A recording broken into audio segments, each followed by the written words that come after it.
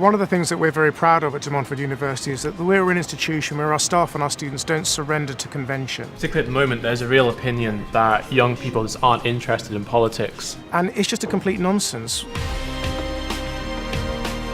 Our views and our opinions form what we believe is sort of the outlook on the world, and that is politics. We're not happy with the current system regarding voting and voting behaviour. If they abstain, we'll be there to give their voice. If you start to say that young people don't care, you might as well give up on democracy.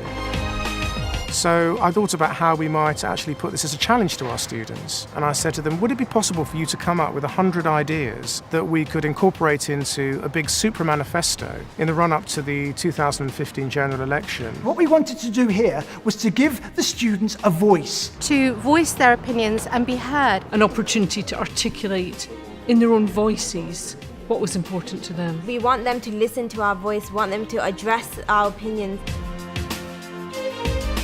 The Policy Commission started off with a big brunch idea whereby we had students working over some boards in groups and writing down their ideas. They were fresh ideas. We all had completely different views. They're prepared to come up with solutions, as they see it, to hugely difficult issues. Wasn't always agreeing with each other, so we had to compromise as well, which is a very important thing.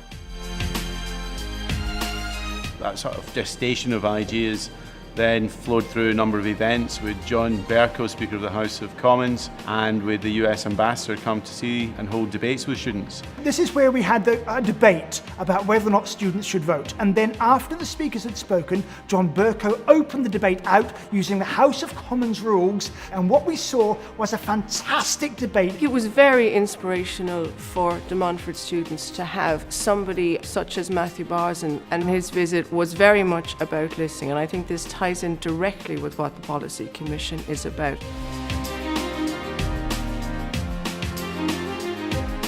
The themes that emerged from those early ideas included things like migration, or citizenship, or green energy, or youth unemployment, that kind of stuff. The bit that I felt quite passionate about was strengthening local government. I'm really passionate about seeing young people having the opportunity to be employed. I'm very passionate about welfare reform. And in the end, that got refined into 20 really sharp points for each of those themes that have produced the 100 ideas in this document.